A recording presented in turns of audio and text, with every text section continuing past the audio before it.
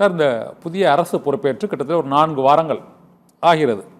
இதில் ஒரு மிக முக்கியமாக குற்றச்சாட்டுகளாக ஒரு விமர்சனங்களாக வைக்கப்படுவது இந்த மின்வெட்டு பிரச்சனை, இந்த சட்டம் ஒழுங்கு பிரச்சனை, பொதுவாக இந்த கைது நடவடிக்கைகள் உடனுக்குடன் ஒரு 3 கருத்து எதிராக தெரிவித்தவர்களை கைது செய்யக்கூடிய ஒரு சூழ்நிலை இது போன்ற நடவடிக்கைகள் விமர்சனங்களுக்கு உள்ளாகி இருக்கின்றன. மற்றபடி பல்வேறு அம்சங்கள் வரவேற்புக்குரியதாகவும் இருக்கின்றன. இந்த சிங்கப்பெண் அதிரடிப்படை தொடக்க விழா நாளை நடைபெற இருக்கிறது. இதுபோல் மற்ற அமைச்சர்களின் ஆய்வு, ஒரு புதுமுகங்களின் புதிய நடவடிக்கைகள் என்ற அளவில் அது ஒரு பொதுவான வரவேற்பையும் பெற்றிருக்கின்றன. நீங்கள் இந்த பொதுவாக அந்த 4 வார ஆட்சி காலத்தில் அதை எப்படி பார்க்குறீங்க?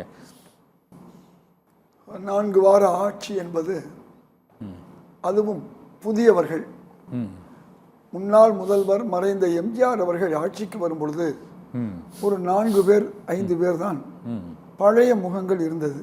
மீது எல்லாமே புதுமுகம்தான். அப்பொழுதும் இது போன்று பல விமர்சனங்கள் எழுந்தது. பிறகு எம்ஜிஆர் ஆட்சி உங்களுக்கு நன்றாக தெரியும். திராவிட முன்னேற்ற கழக காலத்தை விட அதிகமான காலம் எம்ஜிஆர் அவருடைய ஆட்சி தொடர்ந்தது. அதுக்கு பேர் எம்ஜிஆர் ஆட்சின்னு தான் சொன்னாங்க, அந்த மாற்று கருத்து இல்லை. அது மாதிரி இந்த ஆட்சி இப்போ வந்திருக்கு. இதில் பெரும்பாலானவர்கள் புதியவர்கள் தான். இருந்தாலும் இந்த விமர்சனங்கள் நீங்கள் சொன்னீங்க இல்லையா, அதாவது யாராவது எதிர்ப்பு இருந்தால் அவர்களை கைது செய்வது என்பது, அது உங்களுக்கு ஏஐ மூலமாக பெண்களை, குறிப்பாக அமைச்சர் போன்றவர்களெல்லாம் கேவலமாக விமர்சிக்கும் போது அதை இதுக்கு முந்தைய அரசும் பார்த்து கொண்டு சும்மா இருக்கவில்லை.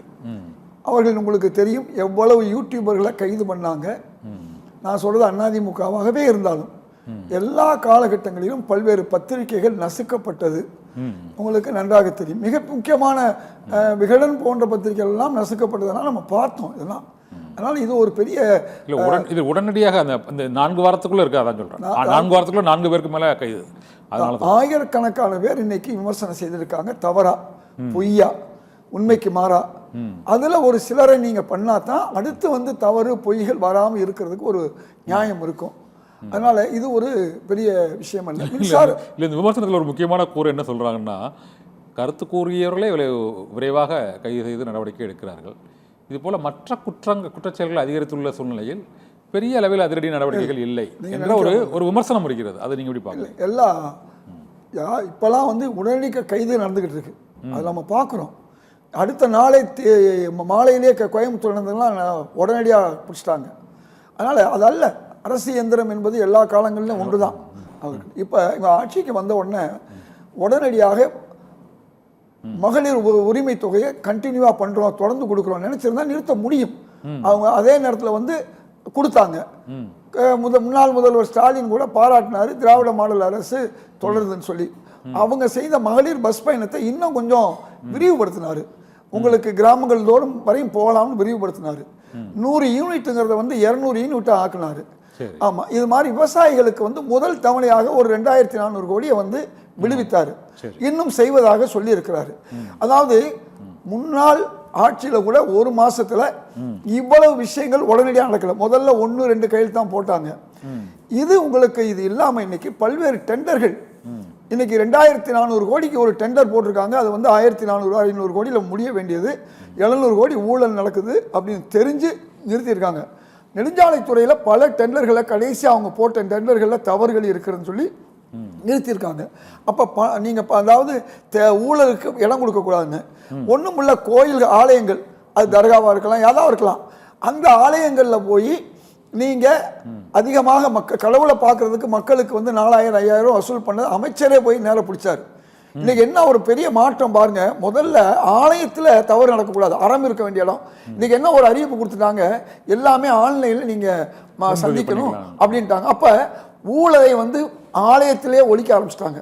அதே மாதிரி பொதுப்பணித்துறையில், கட்டடத்துறையில் எல்லாம் ஒழிக்க ஆரம்பிச்சிட்டாங்க. அதே மாதிரி உங்களுக்கு பல்வேறு திட்டங்கள், பத்திரப்பதிவு உடனடியாக ஒரே நாளில் 37 இடங்களில் பத்திரப்பதிவுகள் இது பண்ணி 37 லட்சம் எல்லா இடத்துலையும் பண்ணி 37 லட்சத்தை கையில் எடுத்திருக்காங்க. அது மட்டும் இல்லாமல் இனிமேல் நீங்கள் நேராக போனால் தானே லஞ்சம் வாங்க முடியும். அதனால் அதை நீங்கள் என்ன பண்ணுறீங்க, ஆன்லைனில் பண்ணாமட்டாங்க. முந்தா நாள் கட்டட தொழிலாளர் சங்க தலைவர்கள் அவங்க என்ன சொல்கிறாங்கன்னா, இந்த மாதிரி பல்வேறு முறைகேடுகளை வந்து தடுத்திருக்காங்க, எங்களுக்கு அது நாங்கள் வரவேற்கிறோம். கட்டணம் கட்டுபவர்கள் இன்றைக்கி வரவேற்கிறாங்க. இந்த சொல்லியிருக்காங்க பாருங்கள், ஆன்லைன்லேயோ வெகு வேகமாகவோ எந்த பணமுமோ எந்த கட்சிக்கு டொனேஷனோ கொடுக்க வேண்டிய அவசியம் இல்லை, என்ன முறையோ அந்த முறை செய்யுங்கிறாங்க. அப்போ ஊழல்களை ஒழிப்பதற்கு ஸ்டார்ட் பண்ணியிருக்காங்க, ஆரம்பிச்சிட்டாங்க. எங்கே கோயிலாக இருந்தாலும் சரி, பொதுப்பணித்துறை, கட்டடமாக இருக்கட்டும், எல்லா துறையிலுமே வந்து இந்த 40% 50%, அதுதான் ஒரு கட்டட சங்க தலைவர் சொன்னது என்னன்னா, இந்த 40% 50% இனிமேல் நீங்கள் கொடுக்க வேண்டிய அவசியம் இல்லை. ஏற்கனவே நீங்கள் 40-50 கொடுத்துட்டு மீதி 50ல் உங்கள் லாபம் 10-20 பார்த்தா எவ்வளோ போய் சேரும்? 30% தான் போய் சேரும். அதே மாதிரி உங்களுக்கு தெரியும், திரு ராஜீவ் காந்தி இருக்கும்போது சொன்னார், அரசு பணம் போகுது, ரைஸ் கட்டியமாக போனால் கடைசியாக கரைஞ்சி தண்ணி தான் போய் நிற்குது, அந்த மாதிரி சொன்னார் இல்லையா? அந்த மாதிரி இன்னைக்கு அதையெல்லாம் தடுக்கிற ஒரு அரசாக இன்னைக்கு ஒரு மாசத்துல இவ்வளவு வேகமா இந்த அளவுக்கு வந்து நல்ல காரியங்கள் நடக்குது. பல விமர்சனங்களுக்கு வந்து முன்னெல்லாம் உடனுக்குடன் பதில் சொல்லணும் அவசியம் இல்லை. இன்னைக்கு விஜய் அவர்கள் பேசலைன்னாங்க, 20 நாள் கழிச்சு ஒரு நாள் தான் பேசினார், அதுவே தாங்க முடியல போல இருக்கு. அப்ப பேசுவதை விட செயல்தான் முக்கியம். ஆக்ஷன் ஹீரோவா தான் அவர் இருக்காரு. இன்னைக்கு அவர் என்ன செய்யறாரு, நான் பேசணும், எல்லாருக்கும் பதில் கொடுக்கணுங்கிற அவசியம் இல்லை, நசண்டு பொசு பொசுண்டு குசு குசுன்னு பேச வேண்டிய அவசியம் எனக்கு இல்லைன்ட்டார் அவர்.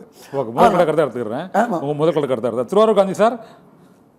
வணக்கம் சார். வணக்கம். இந்த முதலமைச்சர் விஜயின் இந்த 4 வார கால ஆட்சி, இப்போ நம்ம இதயதுல்லா சார் வந்து சொன்னாங்க, இந்த ஊழல் மற்றும் கமிஷன் இதை ஒழிப்பதற்கான முதல் கட்ட நடவடிக்கைகளை வந்து இந்த அரசு வந்து தொடங்கி இருக்குது. அது ஒரு வரவேற்புக்குரிய அம்சம். இது போன்று சட்டம் ஒழுங்கு மற்ற பிரச்சனைகளிலும் அவர் ஒரு ஆக்ஷன் ஹீரோவாக இருக்கிறார் அப்படிங்கிறார். நீங்கள் எப்படி பார்க்குறீங்க சார் இந்த 4 வார கால ஆட்சியில் ஒரு தொடக்கம்? அது வந்து முழுமையாக மதிப்பீடு பண்ண சொல்லல, ஒரு தொடக்க நிலை, ஒரு விமர்சனமோ அல்லது வரவேற்போ, எந்த அம்சங்கள் உங்களுக்கு கண்ணுக்கு தெரியுது?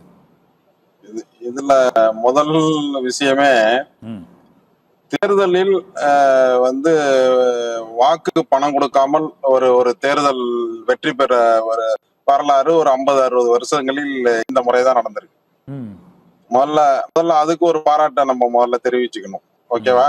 ஆனா அவங்க எம்எல்ஏவே ஒரு வேட்பாளரே கொடுத்திருக்காரு, பக்கத்து தொகுதியில பணம் கொடுத்தாங்க. சில பேர் இண்டிவிஜுவாலிட்டி பண்றது சில பேர் பண்ணுவாங்க, அது வேற விஷயம். முழுமையா இல்ல, ஓரளவு கொஞ்சம் கொஞ்சம் கொடுத்துருக்காங்க.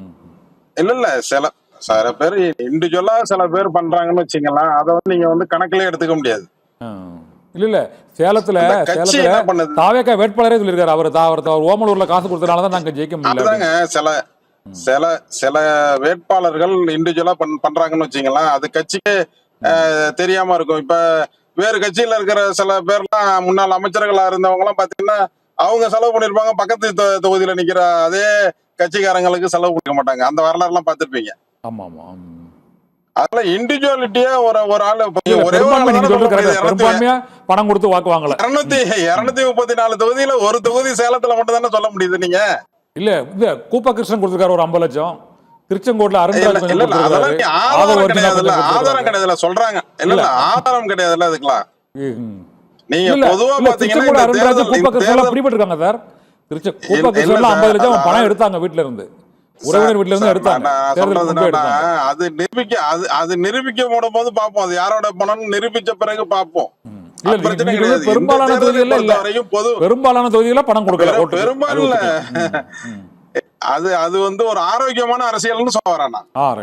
ஆரோக்கியமான அரசியல், அதாவது நீங்கள் பணம் கொடுத்தால் கூட நான் ஓட்டு போட மாட்டேன் அப்படின்னு ஒரு முடிவு எடுத்து ஒரு மாநிலத்துல ஒரு வருதுன்றது ஒரு பெரிய விஷயம். அடுத்தது இந்த அமைச்சர்களுக்கெல்லாம் என்ன பண்ணாங்கன்னா, புதுசா இருக்கிறாங்க, முதல் சட்டமன்ற உறுப்பினராக அமைச்சராக இருக்காங்கன்னா அவங்களுக்குலாம் ஒரு பயிற்சி வகுப்பு வைக்கலாம். அவங்க கட்சியில பயிற்சி வகுப்பு வச்சு இப்படி வந்து நம்ம வந்து பத்திரிகையாளரை இப்படி சந்திக்கணும், அடுத்தது நம்ம சில கேட்கணும் அப்படின்னு பயிற்சி வகுப்பு கொஞ்சம் ஒரு 6 மாசம் வரைக்கும் அந்த மெச்சூரிட்டி வர்ற வரைக்கும் மூத்த தலைவர்கள் வச்சு ஒரு இது பண்ணலாம். அது ஒரு ஆரோக்கியமா இருக்கும். ஒண்ணு. ரெண்டாவது என்னன்னா, இந்த விஷயத்துல ஏன் வந்து யூடியூபர்களை கைது பண்றாங்க இது பண்றாங்கன்னா, இது எல்லா ஆட்சியிலையும் கான்ட்ரோவர்சி 1 to 1 ஒரு நபர் மீது ஒரு ஒரு கடுமையான குற்றச்சாட்டை சொல்லும் போது அந்த கைது நடவடிக்கை இருக்குன்றது கோர்ட்டே சொல்லியிருக்கு. நிறைய விஷயத்துல நீங்க பாத்திருப்பீங்க. அதனால ஒரே மாதத்துல ஒரு 4 பேர், அதனாலதான் அது விமர்சனம் ஆகுது. நீதிமன்றங்களே என்ன பண்ணிருக்குன்னா, நீதிமன்றங்கள்ல நீ பாத்தீங்கன்னா நிறைய இதுல ஒரு ஒரு உங்களுடைய கருத்துரிமையை ரொம்ப அதிகமா எடுத்துக்கிட்டீங்கன்னா கைது நடவடிக்கைக்கு போலான்னு நீதிமன்றமே நிறைய இதுல சொல்லியிருக்கு. அதனால நீங்க அந்த நீங்க சொல்ற நபர்களுடைய பேட்டியெல்லாம் பாருங்க. நீங்க நேரடி கான்ட்ரோவர்சி பண்றது, பத்திரிகையாளர்களை யூடியூப்ல கைது செய்யறத நியாயப்படுத்தல. அதே சமயத்துல நீங்க பேசுகின்ற கருத்துக்கள்ல 1-to-1 ஸ்ட்ரெயிட்டா ஒரு நபரை இது பண்ணும்போது நிறைய சட்டங்கள் இருக்கு. நீங்க அதுல கூட போலாம். அவங்க மேல ஒரு இது வந்துச்சுன்னா நீங்க கோர்ட்ல போய் நீங்க சொல்லலாம். திருவாரூர் விமர்சனம் என்கிறது நாங்கள் ஒரு மாற்றத்துக்கான அரசு அப்படின்னு வந்துட்டு முந்தைய அரசுகள் ஒரு 4 ஆண்டுகளுக்கு பிறகு தடுத்த நடவடிக்கை ஒரே மாதத்தில் எடுக்கிறது, அதற்கு மறுப்பு தெரிவிக்கவில்லை. அதற்கு அரசு தரப்பில் ஒரு மறுப்பு தெரிவித்து விட்டு ஒரு நடவடிக்கை எடுப்பது நியாயம் என்ற ஒரு விமர்சனம் இருக்குது. அததான் சொல்றேன். அதாவது சில விஷயங்களில் இப்ப நேற்று நடந்த கைது விஷயத்தில் அவர் என்ன பேசுறாருன்றதை நான் பார்த்துட்டு அதுக்கு பிறகு நான் சொல்றேன். நான் ஒன்னும் அந்த தாவேகாவுக்கு ஆதரவாளர் கிடையாதுண்ணா. இல்ல சொல்லுங்க. ஆனால் நீங்க பேசுகின்ற கருத்து, நான் பேசுனதெல்லாம் நீங்க தேர்தல் நேரத்துல நான் சமூக வலைதளங்கள்ல பேசுனது ஒன்னும் 7 லட்சம் 8 லட்சம் 10 லட்சம் போன வரலாறு. கிட்டத்தட்ட ஒரே மாசத்தில் 1 கோடி 10 லட்சம் எனக்கு வியூ போயிருக்கு. நான் பேசியது அரசியலில் நாகரிகமான விஷயம். எனக்கும் டாக்டர் ஐயா அவர்களுக்கும் உங்களுக்கு தெரியும் பெரிய கருத்து வேறுபாடு உண்டு. அதே மாதிரி எனக்கும் பாமகவுக்கும் நிறைய கருத்து வேறுபாடு உண்டு. ஆனால் நான் தனி மனிதனாக அட்டாக் பண்ணி அவங்களை பேச மாட்டேன். கொள்கை ரீதியா அவங்களை எதிர்ப்பேன். சரி, நீங்க பாத்திருப்பீங்க, உங்களே நிறைய பேட்டியில பாத்திருப்பீங்க, கொள்கை ரீதியா எதிர்ப்பேன். ஆனா அவங்க பர்சனலா எதிர்த்தவங்களுடைய அரசியல் கொள்கையெல்லாம் இன்னைக்கு முற்றுப்புள்ளி ஆயிடுச்சு. ஆனால் நீங்கள் கொள்கை ரீதியா எதுக்கும் போது நானே போய் அன்னைக்கு டாக்டர் 30 வருஷத்துக்கு பிறகு பார்க்கும் போது அவர் என்ன சொல்றாரு, கொள்கை ரீதியா என்னை எதிர்த்த நீ என்னை நேருக்கு என்னுடைய பர்சனலை பத்தி நீ பேசினதே கிடையாது அப்படின்னு சொல்லி டாக்டர் ஐயா அவர்களை சந்திக்கும் போது என்கிட்ட அந்த நினைவுபடுத்துறாரு. அதனால ஆரோக்கியமான அரசியலை கையில எடுக்கும் பொழுது நீங்க நியாயத்தை முதல்ல நீங்க ஒரு விஷயத்தை நீங்க சுட்டி காட்டி அதில் அவங்க திரும்பவில்லை என்றால் நீங்கள் கான்ட்ரோவர்சியா பேசலாம். வாக்குறுதிகளா நிறைவேற்றப்படுகிறதா, அந்த எதிர்பார்ப்புகள் பூர்த்தி செய்யப்படுகிறதா? இல்ல, அது இனிமேல் போதானே தெரியும். இப்ப வந்த திட்டங்களை எந்த திட்டத்தையும் நிப்பாட்டல. திமுக அரசு ஏற்கனவே போட்ட திட்டங்களை எந்த திட்டத்தையும் அவங்க நிப்பாட்டல. அது பாத்திருப்பீங்க. இந்த 1000 ரூபாய் கூட கொஞ்சம் ஒரு 4-5 நாள் லேட்டா அனுப்பிச்சு அப்புறம் எல்லாரும் ஒரு கான்ட்ரோவர்சியா ஒரு சப்ஜெக்ட் போட்டாங்க, உடனே பண்ணிட்டாங்க. சில விஷயங்களில் நீங்க ஒரு உதாரணத்துக்கு நீங்க ஒரு ஆலோசகரா ஒரு சிஎம் வச்சிருந்தாரு, ஒரு ஜோதிடரை. அதுக்கு ஒரு எதிர்ப்பு குரல் வந்துச்சு. உடனே என்ன பண்ணாங்க? நான் பொதுவா பேசுறேன். நான் விஜய் கட்சியினுடைய ஆதரவாளர், தாவேக ஆதரவாளர், சிஎம்க்கு ஆதரவா பேசல. அந்த சப்ஜெக்ட் வந்த உடனே அதுக்கு முடிவு என்ன பண்ணாரு, உடனே என்ன செஞ்சாங்க? இது வரைக்கும் அந்த மாதிரி யாராவது சிஎம் இருந்தவங்களுக்கு ஆலோசனை நியமிச்சவங்களை கான்ட்ரோவர்சி சப்ஜெக்ட் வந்த பிறகு நீக்கின வரலாறு தமிழ்நாட்டுல எங்கேயாவது உண்டா கேக்குறேன். ஏன்னா உங்களுக்கு தெரிஞ்சு உண்டான நீங்க ஒரு பத்திரிகையாளரா சொல்லுங்க. உங்களுக்கு தெரிஞ்சு ஒரு ஆளை நியமிக்கும் பொழுது அதுக்கு கான்ட்ரோவர்சி அவங்க நீக்கின வரலாறு தமிழ்நாட்டுல எனக்கு தெரிஞ்சு கிடையாது. எந்த சிஎம் செஞ்சது கிடையாது. கேட்டா நம்ம தமிழ்நாட்டை சேர்ந்த அவர் ஒரிசால இருக்கும் போது அங்க அவ்வளவு கான்ட்ரோவர்சி வரும்போது அவர் நீக்கவே முடியாதுட்டாரு. இது போல முதலமைச்சருக்கு தனிச் செயலாளர் ஜோதிடரும் இதுவரை நியமிச்சது கிடையாது, நீக்கிறது கிடையாது, ஜோதிடரை நியமிச்சது கிடையாது. சார், நீங்க கருத்து சொல்லுவோம். அவர் ஜோதிடர்னு இப்ப நீங்க நியமிக்கல, அவர் செய்யற தொழில் ஜோதிடம், அவ்வளவுதான். என்னன்னு புரிஞ்சுக்கலாம். ஒரு அரசாங்கத்தோட செயலாளருக்கு வேற எந்த முதலமைச்சரும் பண்ணல. இல்ல நீங்க சொல்றது எப்படின்னா, ஒரு அட்வொகேட்டா இருக்கிறவங்க ஏன் நீங்க இதான் நியமிச்சீங்கன்னு கேக்குற மாதிரி இருக்கு. இல்ல, அட்வொகேட் படிப்பு சார், ஒருத்தர் தொழில் செய்யறாருன்றதுக்காக அவரை வந்து நீங்க பத்திரிகையாளராக இருக்குன்றதுக்காக ஒரு பத்திரிகையினுடைய அமைச்சரா இருக்கிற செய்தித்துறை அமைச்சரனுடைய ஒரு பிஏவா உங்களை வச்சுக்க கூடாதுன்னு ஏதாவது சட்டத்துல இடம் இருக்கா? சட்டத்துல இடம் இருக்கான்னு கேக்குறேன். அப்படி இல்ல முதலமைச்சருக்கு ஜோசியருக்கு என்ன சம்பந்தம்? பத்திரிகையாளருக்கும் அமைச்சருக்கு சம்பந்தம் இருக்கு. ஜோசியர்னு சொல்லி வைக்கலையே, எனக்கு ஆசான ஜோசியர் இவரு அப்படின்னு சொல்லியிருக்காரு. அதுல கேக்குறேன், ஆசான ஜோசியர் சமையல்காரர்லாம் ஆலோசனை முடியாது. இல்ல அதெல்லாம் தவறான பதிவு. ஒருவர் தொழில் செய்யறார், அவர் தொழிலைக்கும் அவர் போகின்ற இப்ப அவர் ஜோசியக்காரு நாளைக்கு எம்பி எலெக்ஷன்ல நின்னா சொல்லுவீங்க? ஜோசியக்காரு எம்பி எலெக்ஷன்ல நிக்க கூடாதுன்னு அவர் மக்கள் ஒருவரை தேர்ந்தெடுத்து அவர் மக்கள் பிரதிநிதியா எம்பியா போகலாம். தனிப்பட்ட ஒரு ஜோதிடரை அரசு பதவியில் அமர்த்தக்கோள் தான் விமர்சனத்துக்குள்ளானது. அவரே மாத்திட்டாரு. நியமன எம்பியா போக கூடாதா? மக்கள் தேர்ந்தெடுக்காம நியமன எம்பியா போக கூடாதா? ஒருத்தங்க போக கூடாதுன்ற ஒரு தொழில் பண்றாங்கன்றதுக்காக அந்த தொழில் பண்ணிட்டாங்க. நீங்க இந்த மின்வெட்டு பிரச்சனை, இந்த சிலிண்டர் பிரச்சனை, இதுல எல்லாம் அவங்க எடுக்கக்கூடிய நடவடிக்கைகள் வந்து சரியா இருக்கா? இல்ல மின்வெட்டுல வந்து அவங்க பயங்கர கவனம் செலுத்தணும் சார். அதுல நான் ஆதரிச்சு பேசல. மின்வெட்டில் அவங்க மிக பெரிய அளவில் கவனம் செலுத்தணும். ஒண்ணு. ரெண்டாவது, நான் வந்து அவங்களுக்கு ஆதரவா பேசுறேன்னு நினைக்காதீங்க. எங்களுக்கும் அவர்களுக்கும் கருத்து வேறுபாடு உள்ளது. நான் ஒன்னும் ஆதரவாளர் கிடையாது, முதல்ல தெரிஞ்சுக்க.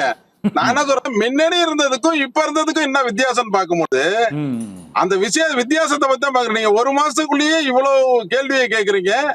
ஒரு நம்மளால ஒரு டிஜிபியை கூட நியமிக்க முடியாம இருந்தோம். உடனே இப்ப உடனே டிஜிபி நியமிச்சுட்டாங்க. நம்ம டிஜிபி இல்லாம இருந்தாங்க, இன்சார்ஜ்ல இருந்தாங்க. இன்னைக்கு டிஜிபி வந்திருக்காங்க. அடுத்தது ஒரு மைனாரிட்டியா ஒரு கவர்மெண்ட் வரும்போது அந்த கவர்மெண்ட வந்து சாதுரியமா ஒரு மெஜாரிட்டி லெவல்ல கொண்டு வந்து இன்னைக்கு ஓட்டிட்டு போறது எவ்வளவு பெரிய விஷயம்? சாதாரண விஷயமா சொல்லுங்க நீங்க? சாதாரண விஷயமா? சில பேர் சொல்றாங்க 96 தானே திமுக இருந்துச்சு, அப்ப எப்படி கொண்டு போனாங்க அப்படி. அது மாதிரி அப்படி நான் கேக்குறேன், அப்ப வந்து காங்கிரஸ் கூட்டணியில 34 இருந்துச்சு, 18 பாமக கூட்டணியில இருந்தது, எந்த பிரச்சனையும் இல்ல. அன்னைக்கு காங்கிரஸுக்கு வந்து நினைச்சிருந்தா ஒரு 6 மந்திரி வாங்கியிருக்கலாம். அண்ணா அப்துல்லா கூட எம்எல்ஏ மந்திரியா இருக்கலாம். அவருக்கே நன்னிலம் காங்கிரஸ். ஓகே, அடுத்து வாரம் அந்த ஒரு இந்த தனிப்பெரும்பான்மைக்கான அவருடைய முயற்சிகள் தொடர்பாக நம்ம அடுத்து வரேன். இப்போதைக்கு நம்ம இதே சொல்ல சார் நீங்கள் சொன்னதிலிருந்தே கேட்குறோம்.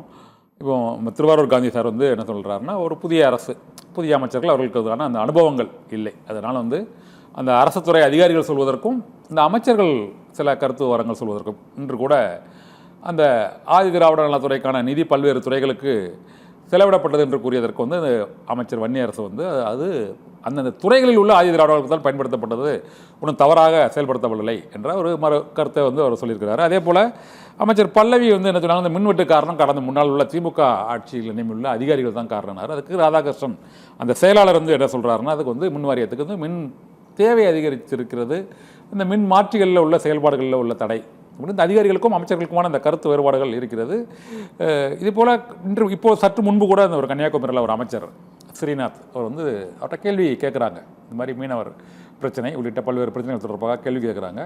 நோ கமெண்ட்ஸ் அப்படிங்கிறது அதிகமான அமைச்சர்களோட பதிலாக இருக்குது. இதை எப்படி பார்க்குறீங்க? இதே நிலை வந்து இன்னும் எவ்வளோ காலத்துக்கு நீடிக்கும்? ஒவ்வொரு துறைகளும் பிரச்சனையை வாய்ந்த துறைகள். மீனவர் பிரச்சனை துறைகள் வந்து மிக முக்கியமான பிரச்சனை, அதற்கு ஒரு புதிய அமைச்சர்.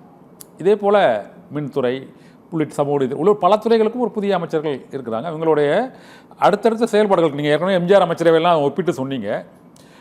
இப்போதும் அதே போன்ற மாற்றம் இந்த அமைச்சர்களுடைய செயல்பாடுகள், அனுபவமின்மை மற்றும் மக்கள் பிரச்சனைகளை வந்து உடனடியாக அவர்கள் எதிர்கொள்ளும் விதம், இதெல்லாம் சரியா? ஏனென்றால் போக்குவரத்துறை அமைச்சர் கூட கிளாம்பாக்கத்தில் அந்த பேருந்துகள் அதிகமாக இருக்குது இல்லை என்பது தொடர்பாக அவர் பேசியது கூட ஒரு நகைச்சுவையாக வெளியானது. இதுபோல் ஒரு அமைச்சர், 2 அமைச்சர், 3 அமைச்சர் இல்லை, பல அமைச்சர்களுடைய செயல்பாடுகள், அந்தந்த துறை சார்ந்த அவர்களுடைய புரிதல்கள் வந்து விமர்சனத்துக்குள்ளாகிட்டே இருக்குது தொடர்ந்து. இது எப்படி பார்க்குறீங்க? இதெல்லாம் ஊடகங்கள், ஏடகங்களில் வரக்கூடிய எதிர் விமர்சனங்கள். இன்றைக்கி உள்ள அமைச்சர்கள்லாம் நேராக போய் பார்க்குறாங்க. நீங்கள் நம்ப மாட்டீங்க, பல்வேறு மருத்துவமனைகளில் போய் பார்த்த பிறகு இன்றைக்கி அங்கேருந்து என்ன வருதுன்னா, முன்னையெல்லாம் சிறு லஞ்சம் வாங்கினது கூட நிறுத்திட்டாங்க. இப்போ ஒழுங்காக டாக்டர்கள் வர்றாங்க, டைமுக்கு வர்றாங்கன்னு பேச ஆரம்பிச்சிட்டாங்க. நான் சொன்ன ஆலயம் மட்டும் இல்லை, இன்னைக்கு மின்துறையில் உங்களுக்கு நன்றாக தெரியும், ஒரு ஆட்சி மாறும்போது ஏற்கனவே ஆட்சியில் இருந்த அதிகாரிகளுக்கு ஆதரவானவர்கள் வந்து எதிராக சில வேலையை செய்வாங்க, அதை கண்டுபிடிச்சிட்டாங்க. இப்போ டிஸ்க் திருடினது எல்லாமே வெளியில் வந்துக்கிட்டு இருக்குது. அதுக்கு தான் நான் சொன்னேன், பேரறிஞர் அண்ணாவாக இருக்கட்டும், காமராஜர் என்ன சொன்னாங்க, புதுமணப்பெண் மாதிரி. புதுமணப்பெண் வீட்டுக்கு வந்தால் யார் சொந்த பந்தம்லாம் அதே மாதிரி எந்த பொருள் எங்கே இருக்குன்னு தெரியாது. இதெல்லாம் என்ன செஞ்சாங்க? இப்போ பாருங்க, திரு நிர்மல்குமார் மாண்புமிகு அமைச்சர் என்ன சொன்னார், திருப்பரங்குன்ற விஷயத்தில் முந்தைய ஆண்டுகளில் என்ன நடந்துச்சோ இருக்கணும், எந்த மத சக்திகளுக்கு நாங்கள் இடம் கொடுக்க மாட்டோம்ட்டார். இது ஒரு பெரிய விஷயமா தமிழ்நாடு முழுக்க பேசப்பட்ட விஷயம். அவரே மின்சார விஷயத்திலையும் பேசுறாரு, அதே மாதிரி சட்டத்துறையிலையும் பேசுறாரு. நான் நேர போய் ஒரு 6-7 அமைச்சர்களை சந்திக்கிறேன். இதற்கு முன்னே நான் சந்திச்சுக்கிட்டே இருந்தேன், ஆனால் முதல் சந்திக்க முடியாது. சந்திச்ச பிறகு நம்ம எதை சொன்னாலும் நடக்காது. இப்போ உதாரணமாக சொல்கிறேன், அமைச்சர் நேரு அவர்களை சொத்து வரி விஷயமா நான் எடுத்து சொன்னேன். 100% ஏற்றணும்னு சொன்னால் உங்கள் அதிகாரிகள் 200 ஆக்கிட்டாங்க, 200 300 ஆக்கிட்டாங்க.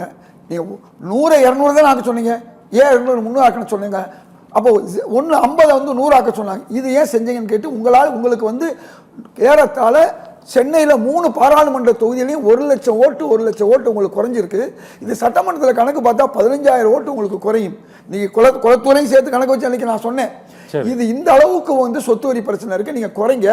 நீங்க 100 ஏத்திட்டீங்களா, டபுளா குறைஞ்சிருக்கிறது, 100 200 ஆக்கிட்டீங்கல்ல, ஒரு 25 குறைங்கன்னு சொன்னேன், செய்யல. அதே நேரத்தில் இன்னொரு பொருள் சொன்னேன், செஞ்சார். அதே மாதிரி அமைச்சர் ரகுபதி என் தலைமையில் போராட்டம் நடந்துச்சு சிறைவாசிகளுக்கு. 2 வருஷம் 2.5 வருஷம் பொறுத்து பார்த்துட்டு தான் நான் என் தலைமையில் எவ்வளவு காங்கிரஸ் கூட்டணி கட்சி, சர்வ கட்சி கூட்டணி எல்லா கட்சியும் வந்திருந்தாங்க. அதன் பிறகு அமைச்சர் ரகுபதி கூப்பிட்டு விடுதலை செஞ்சார். அதே நேரத்தில் பலருக்கு பரவல் கிடைச்சி, தொடர் பரவல். அதன் பிறகு இடையில வந்து அந்த தொடர் பரவல் நின்று போச்சு. அதுக்கு சில மாதங்கள் முயற்சி எடுத்து நான் கடைசியா முன்னாள் முதல்வர் ஸ்டாலின் அவர்களோட வாக்கிங் போகும்போது 2 மாசத்துக்கு முன்னால் நான் பெற்றேன். அதை இப்போ அந்த நின்று போன பிறகு இப்போ போய் சந்திக்கிறேன். சந்திச்ச 1 வாரத்தில் அமைச்சர் நிர்மல்குமார், இந்த பாருங்க நான் ரெடி பண்ணிட்டேன், சட்டத்துறைக்கு போயிருக்கு, உடனே முடியுங்கிறாரு. அதே மாதிரி நீட் விலக்கு 2.5% வந்து கொடுக்கல முன்னாள் ஆட்சி, 7.5 விழுக்காட எடப்பாடி கொடுத்தாரு. நான் எவ்வளோ எடுத்து சொன்னேன், 5 வருஷமா சொன்னேன், இந்த 2.5 விழுக்காடு நீங்க கொடுத்தீங்கன்னா 10 விழுக்காடு கொடுத்த மாதிரி இருக்கும். அரசு உதவி பெறும் பள்ளிக்கு கொடுக்கல. இப்ப நான் அதை போய் எடுத்து சொன்னோம்னா அதுவும் ப்ராசஸ்ல இருக்கு. அதே மாதிரி அமைச்சர் மாண்புமிகு சரத்துன்னு ஒருத்தர், மனிதவள மேம்பாடு, நான் எடுத்து சொன்னேன், சமூக நீதி பேசாத குஜராத், மகாராஷ்டிரா, மத்திய பிரதேசம் எல்லா இடங்களையும் 49 வயசு 47 வயசு எழுதலாம். சமூக நீதி பேசக்கூடிய இந்த ஆட்சியில் வந்து 37 வயசுக்கு மேலே எழுத முடியலன்னு கடந்த 5 ஆண்டுகளாக திமுக அமைச்சர்கள்ட்ட கயல்விழி, தங்கம் தென்னரசு அவர்கள் 2 பேருக்கு நான் சொன்னேன், 2 பேரும் கண்டுக்கவே இல்லை. நான் நல்லதையும் சொல்றேன், கெட்டதையும் சொல்றேன், சுத்தமாக அதை பற்றி சிந்திக்கல. இன்னைக்கு இந்த அமைச்சரகம் அதை எடுத்து முயற்சி எடுத்து என்னை காமிக்கிறது, உங்களுடைய கோரிக்கையை நாங்கள் அனுப்பிச்சிருக்கோம், சிஎம் கையெழுத்துக்கு போயிருக்குங்கிறாங்க. நான் ஒரு சில உதாரணம் சொல்றேன். அதே மாதிரி பல்வேறு விஷயங்கள், அதாவது பனையூர், சோழிங்கநல்லூர், இப்படி பல இடங்கள்ல எனக்கு வந்த புகார் வந்து போன வருஷம் பட்டாவை கொடுத்துட்டு கொஞ்ச நாளைக்கு முன்னால பறிச்சுட்டாங்க பட்டாவை, ஏழைகளுக்கு, நடுத்தர மக்களுக்கு. இதை எடுத்து அமைச்சர் செங்கோட்டையன் போய் சொல்றேன், என் கண்ணு முன்னாலே உடனே தொடர் அதிகாரிகளை கூப்பிடுறாரு, இந்த தவறு ஏன் நடந்துச்சு, ஏதோ பட்டா கொடுத்தாச்சு ஏழைகளுக்கு, அந்த பட்டாவை பறிச்சுட்டு அதிகாரிகள் என்ன பண்றாங்க, பணம் வாங்கிட்டு திருப்பி கொடுக்க பாக்குறாங்க. அது திருப்பி கொடுத்துதான் ஆகணும். இது போன்ற உடனடியாக செயல்பாடுகள் நான் நேர போய் பார்த்த விஷயங்களை உங்களுக்கு சொல்றேன். இன்னைக்கு கல்வி அமைச்சர் உடனே என்ன சொல்றாரு, 8 இருமொழிக்குள்ளேயே நாங்க அதுல வந்து தெளிவா இருப்போம்னு சொல்றாரு. அதே மாதிரி முதல்ல கொஞ்சம் விஸ்வநாதன் உயர்கல்வித்துறை அமைச்சர், நான் உயர்கல்வியை சொல்ல, நான் திரு ராஜ்மோகன் சொல்றேன்.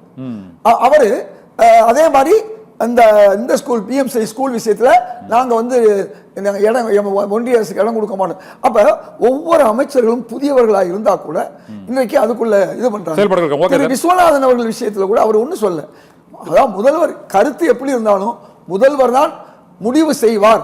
ஏன்னா அது உங்களுக்கு ஏற்கனவே கடந்த ஆட்சியில் அது பேசப்பட்டது, நீண்ட நாளாக இழுக்கப்பட்டது. அந்த இழுவையால யாரையுமே துணை முதல்வர் நியமிக்க முடியாத ஒரு சூழல். அதனால பல பல்கலைக்கழகங்கள் இப்படி பல்வேறு விஷயங்கள் இந்த ஆட்சி நான் நேர போய் பார்த்ததுனால சொல்ல வர்றேன். இன்னைக்கு நான் இது போக மற்ற அமைச்சர்களை சந்திக்கும் போது அவர்கள் அருண்ராஜ் அவர்களை சந்திக்கிறேன், இப்படி எல்லாருமே அதை வாங்கி பார்க்குறாங்க. அடுத்து 2வது முறை போகும்போது இந்த நாங்கள் ரெடி பண்ணிட்டோம் உங்களுக்கு செய்ய முடியாது சொல்றாங்க. இந்த அளவுக்கு நடக்குது. அது மட்டுமல்ல, பல்வேறு விஷயங்கள்ல இவங்க புதியவர்களாக இருந்தால் கூட முயற்சி எடுக்கிறார்கள். நிச்சயமாக இவர்கள் வந்து நல்லது செய்வாங்க. இந்த 3 மாசம் 6 மாசம் சொல்றதெல்லாம் நிச்சயமா நடக்காது. ஏன்னா 96 வச்சே ஒரு ஆட்சியை வந்து இந்த ஆட்சி நடந்துருச்சு. அப்படி இருக்கும்போது 96 இடத்தை வச்சிருக்கும்போது 108 இடத்தை வச்சுட்டு இன்னைக்கு அவங்க பெரும்பான்மை பெற்று விட்டார்கள். அதனால நிச்சயமாக இந்த ஆட்சி தொடர வேண்டும் என்பதான் எங்க ஆசை. ஓகே, திருவாரூர் சார், நிறைவா உங்களோட கருத்து சொல்லுங்க. இப்போதைக்கு தமிழக வெற்றி கழகம் அந்த பெரும்பான்மை பெறுவதற்காக அவர்கள் சில முயற்சிகளை மேற்கொண்டதில் கடந்த முறை இந்த முதல் கட்ட கருத்தில் நீங்கள் சொன்னீங்க.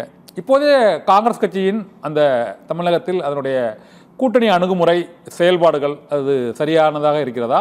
மற்ற கூட்டணி கட்சிகளின் செயல்பாடுகளும் அவர்கள் திமுக கூட்டணியில் இருந்து தமிழக வெற்றி கழக கூட்டத்திற்கு இந்த குடியரசுத் தலைவர் ஆட்சி வந்துவிடக்கூடாது என்பதற்காக ஆதரவு தெரிவித்த அந்த அணுகுமுறை, இதை பற்றி நீங்கள் எப்படி ஃபீல் பண்ணுறீங்க சார்?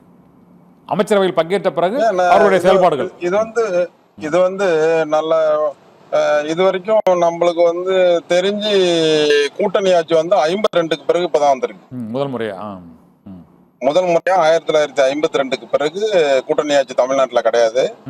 அது எங்களுடைய ஆமா. நீங்க வந்து எப்பயுமே சொல்லுவாங்க மாநிலத்தில் சுயாட்சி மத்தியில் கூட்டாட்சின்னுவாங்க. இப்ப வந்து எப்படி இருந்தா நல்லா இருக்குன்னா மாநிலத்திலயும் கூட்டாச்சு மத்தியிலயும் கூட்டாச்சு. அப்படிதான் ஆரோக்கியமா இருக்கும். சரி, அதுதான் எனக்கு தெரிஞ்சு அது ஆரோக்கியம். சரி, அதனால இப்ப வந்து ஒரு விஷயம் வந்து இப்ப வந்து அவங்களோட செயல்பாடு எல்லாம் அப்படியே நம்ம பார்த்துட்டு இருக்கும்போது இன்னைக்கு நடந்த ஒரு செயல்பாடு பாருங்க. அறநிலையத்துறை அமைச்சர் வந்து ஏதோ ஒரு நிகழ்ச்சிக்கு போறாரு. நல்ல விஷயத்தையும் பேசணும்ல நம்ம. சொல்லுங்க. அங்க போகும்போது அவரை பத்தி நிறைய விமர்சனங்கள், சின்ன பையனை கொண்டு போட்டாங்க, அவர் வந்து ஒரு பிராமின் போட்டாங்க, அப்படி இப்படி விமர்சனம் இருந்துச்சு. அது அப்படியே விட்டுருங்க. இன்னைக்கு ஒரு நிகழ்ச்சிக்கு அவர் போறாரு. அந்த நிகழ்ச்சி சட்டமன்ற உறுப்பினர் வந்து அதிமுக உறுப்பினர் இருக்காரு. அவருடைய பேரு அங்க போடல, அவரை கூப்பிடவும் இல்ல. ஆனா அந்த நிகழ்ச்சிக்கு வந்து ஓரமா நிக்கிறாரு. சட்டமன்ற உறுப்பினர் ஓரமா நிக்கிறாருன்னு நினைக்கிறேன். சரி சரி. அப்ப அங்க இருக்கிறவங்கள்ட்ட கேக்குறாங்க, அங்க ஒரு மாதிரி சலசலப்பு இருக்க என்னன்னு கேக்குறாரு அவரு. ஒண்ணும் இல்ல, ஒரு தொகுதி எம்எல்ஏ ஒரு பேர் போடல எதுவும் போடல அப்படின்னு. உடனே இவரே இறங்கி வந்து ஸ்டேஜ்ல இருந்து அந்த எம்எல்ஏ கூப்பிட்டு இப்படி ஒரு தவறு நடந்துருச்சு, சாரி. அது அந்த நிகழ்ச்சி நீங்க பாத்தீங்களா? உங்களுக்கு ஆரோக்கியமான அணுகுமுறை அது. எவ்வளவு பெரிய ஒரு நல்ல, இது வரைக்கும் அது மாதிரி ஏதாவது நடந்திருக்கா எங்கேயாவது சொல்லுங்க நீங்க. அப்துல்லாட்டே கேளுங்க, அவருக்கு தெரியாதது கிடையாது. வேற எதுவும் விமர்சனம் ஆரோக்கியமான அரசியல் இருந்திருக்கா? ஆட்சி சிறப்பா இருக்கு, எல்லாரும் செயல்படுறாங்க. விமர்சனம் இருக்கா சார்? துரோகஞ்சன் ஆட்சிகள் ஏதாவது விமர்சனங்கள் ஏதாவது இருக்கா உங்களுக்கு? விமர்சனங்கள் ஏதாவது சொன்னீங்களா? கரண்ட் பிரச்சனை இருக்கு, அதை அவங்க சரி பண்ணணும். சட்டம் ஒழுங்கு பிரச்சனையை வேகமா கையில எடுக்கணும். சட்டம் ஒழுங்கு பிரச்சனையை, கடுமையான தண்டனைகளை, சட்டம் ஒழுங்கு பிரச்சனைகள், இந்த பெண்கள் பிரச்சனை கடுமையான நடவடிக்கை எடுக்கணும். அது மாதிரியான விஷயங்கள் இன்னும் கையில, அதெல்லாம் இன்னும் மேல போக போக அவங்க வந்துருவாங்கன்னு தான் நினைக்கிறேன். அந்த அணுகுமுறை வந்து நல்ல அணுகுமுறையா தான் வரும்னு தான் நினைக்கிறேன். ஓகே சார், துருவாகந்தர். ஓகே சார், இப்போதைக்கு அடுத்து நிறைவாக இதயத்துல சார் கருத்து சொல்லுங்க. இப்போது இன்று இந்த இந்தியா கூட்டணி கூட்டம் நடைபெற்றதில் திருமாவளவன் வந்து ஒரு ஆலோசனை கூறியிருக்கிறார், ஒரு விமர்சனமும் வைத்திருக்கிறார். காங்கிரஸ் கட்சி வந்து பீகார் மாநில தேர்தலில் அந்த தேஜஸ்வி யாதவ முதலமைச்சராக அவரை அறிவிக்கையில் தாமதப்படுத்தினாங்க. கூட்டணி ரொம்ப இழுபறியாக இருந்தது. இதுபோல் தமிழ்நாட்டிலையும் இந்த ராகுல் காந்தி பிரச்சாரத்தில் கடைசி வரை ஈடுபடலை. அது மாதிரி தேர்தல் முடிந்த உடனே அவங்க கூட்டணி மாறிட்டாங்க. இது போன்ற அணுகுமுறைகளால் இந்தியா கூட்டணி வந்து பலவீனம் அடைந்திருக்கிறது. காங்கிரஸ் கட்சியின் செயல்பாடுகள் வந்து மாநில கட்சிகளே பலவீனப்படுத்தும் வகையில் செயல்படுகிறது. அதற்கு உதாரணமாக பீகார், மேற்கு வங்கத்தில், அப்புறம் தமிழ்நாட்டில், இந்த 3 மாநிலங்களிலும் கேரளாவில் அவங்க எதிர்க்கட்சியாக இருக்காங்க. சிபிஎம், காங்கிரஸ் எதிர்க்கட்சியாக இருக்கிறதுனால அதை பெரிய லெவலில் எடுத்துக்க முடியாது. இங்கே கூட்டணி கட்சிகளாக இருந்துக்கிட்டு அவங்களுடைய செயல்பாடுகள் வந்து அந்த கூட்டணி கட்சி மாநில கட்சிகளை பலவீனப்படுத்தும் வகையில் இருக்கிறது என்ற குற்றச்சாட்டை, ஒரு விமர்சனத்தை இவர் வைத்திருக்கிறார். நீங்கள் எப்படி ஃபீல் பண்ணீங்க? அது அந்த மாதிரியான ஒரு பலவீனப்படுத்தும் செயலில் காங்கிரஸ் ஈடுபடுதான்னு நினைக்கிறீங்களா? அதுக்கு முன்னால் இன்னொரு பெரிய விஷயத்தை சொல்லணும். சுமார் 20,000 கோடி மக்கள் பணம், அது மக்கள்கிட்ட தான் வசூல் பண்ணுவாங்க, ஸ்மார்ட் மீட்டர். அந்த இதை கூட பரிசீலனை செய்கிறாங்க. இது மாதிரி பல்வேறு விஷயங்கள்ல இந்த மக்களுடைய பணத்தை, வரி பணத்தை வீணாக்காமல் இந்த அரசு பார்த்துக்குது. இப்போ நீங்கள் கேட்ட கேள்வி அதுதான். இந்தியா கூட்டணியில் ஜனநாயக முறைப்படி திருமாவளவன் அவர்கள் கூட அங்கே பேச முடியும். ஒரு சிறு கட்சியின் கூட பார்க்கல. அதை வந்து அவங்களுடைய விமர்சனங்கள் எடுக்கிறாங்க. ஆனால் கேவலமாக, அதாவது தமிழ்நாட்டில் இருக்கக்கூடிய நடைமுறையை கொண்டு போய் டெல்லியில் இன்னைக்கு திராவிட முன்னேற்ற கழகம் இவருக்கு எதிராக போட்டு இந்த இந்தியா கூட்டணியை கலகலத்து போறதுக்கு எவ்வளோ பெரிய முயற்சி பண்ணாங்க. நீங்க நம்ப மாட்டீங்க, போஸ்டர்கள் போட்டாங்க. அதாவது காங்கிரஸ் மற்ற தலைவர்கள் பேசுனது அதாவது எல்லா மாநிலங்களையும் காங்கிரஸ் எதிர்கட்சியாக இருந்தால் பேசத்தான் செய்வாங்க. நீங்களே சொன்ன மாதிரி கம்யூனிஸ்ட் கட்சி காங்கிரஸ் பேசுவாங்க, காங்கிரஸ் கம்யூனிஸ்ட் பேசுவாங்க. இன்னைக்கு ஆம் ஆத்மியை தவிர எல்லாருமே வந்து நிற்கிறாங்க. அவங்களுடைய பிரச்சனைகளை எடுத்து சொல்றாங்க. இதைத்தான் நீங்க வரவேற்கணும். இந்த இந்தியா கூட்டணியை வலிமைப்படுத்தணும்னா எல்லாருடைய கருத்துக்களையும் கேட்கணும். அதில் நியாயம் இருந்தால் பதில் சொல்லுவாங்க. அங்கே ஏன் தாமதமாச்சு பீகாரில், தமிழ்நாட்டில் என்ன காரணம் தாமதமானது காரணம் நானே சொல்லிட்டேன். நான் கேரளாவில் 2 கட்சி இருந்தாலும் இங்கே கம்யூனிஸ்ட் கூட்டணி இருக்கிறனால அவர் கடைசி பேச வந்தார். கடைசியில் பேச வரும்போது திராவிட முன்னேற்ற கழக தலைவர் ஸ்டாலின் அவர்கள் ஏற்கனவே அவருடைய தேதியை ஃபிக்ஸ் பண்ணிட்டாரு.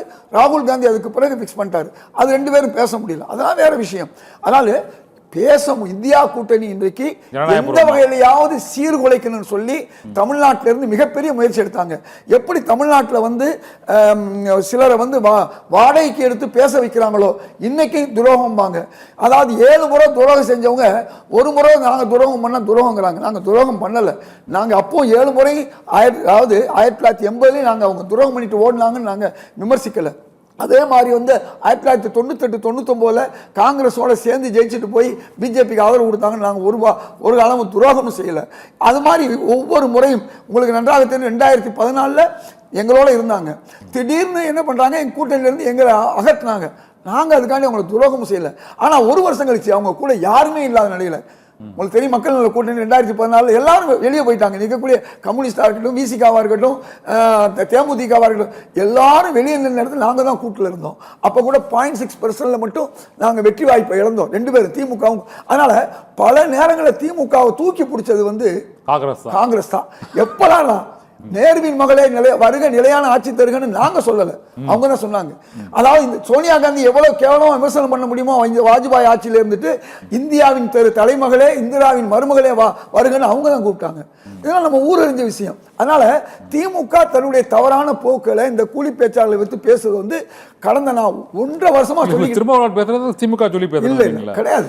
இந்த சப்ஜெக்ட் நான் முடிச்சது நான் இங்க நடந்தது சொல்றேன். ஊடகங்கள்ல இந்த 25 3 மாநிலங்கள்ல காங்கிரஸ் அணுகுமுறை பேசி முடிச்சுட்டேன். ஜனநாயக முறைப்படி கேட்டிருக்காரு, பதில் சொல்லுவாங்க.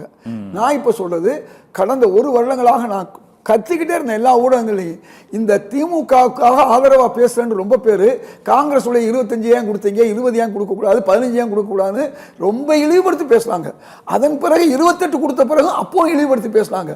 நான் அப்பவே சொன்னேன், இது திமுகவுடைய காங்கிரஸ் உடைய நம்பகத்தன்மை உறவை கெடுக்கும்னு. அதான் இன்னைக்கு நடந்திருக்கு. அப்ப 5 இடங்கள் தான் பெற்றுச்சு. நீங்க கன்னியாகுமரி நாங்க 6 இடங்கள் இல்லை 6 கிடைச்சு நாங்க வெற்றி பெற்றிருக்க முடியும். திருநெல்வேலி 2 இடங்கள் வெற்றி பெறுவோம். மயிலாடுதுறை நாங்க தனியார் வெற்றி பெற்ற இடம். இந்த 5 நாங்க கொடுத்தோம் முடியும். அப்ப நீங்க வாங்கினது யாரு? இன்னைக்கு 20 இடங்கள்ல 5000 ஓட்டுக்கு கீழே திமுக வந்து வெற்றி பெற்றிருக்கு.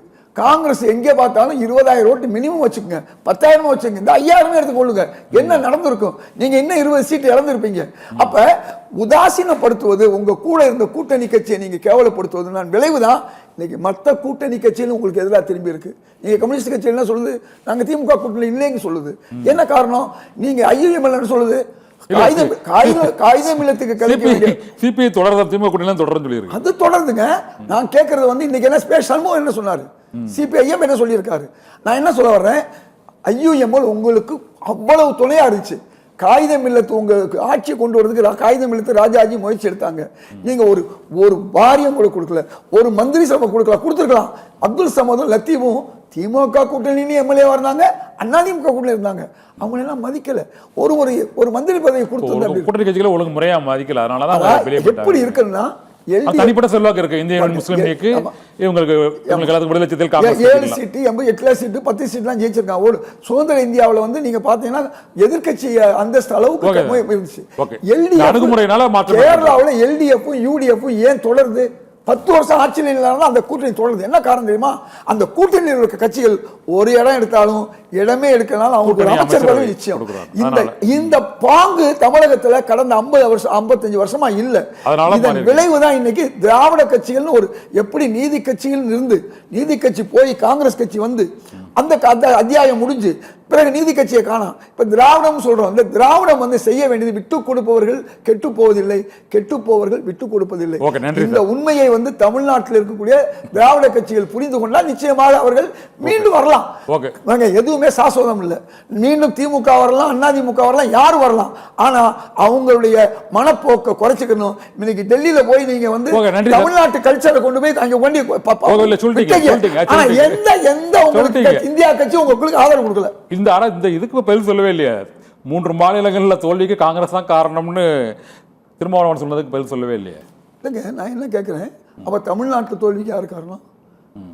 யோசிக்க வேணாமா? திருமாவளவன் நீங்க சொல்றதுக்கான கேட்கிறேன். தோல்விக்குல உங்க செயல்பாடுகள் காரணம் கடைசி நேரத்தில் அப்படின்னு சொல்றேன். நான் என்ன கேட்கிறேன், எல்லாரும் வந்து நம்முடைய தாழ்த்தப்பட்ட ஓட்டு சரியா தவறா நான் ரெண்டு சொல்ல மாட்டேங்க. விமர்சனம் வைக்கலாம்.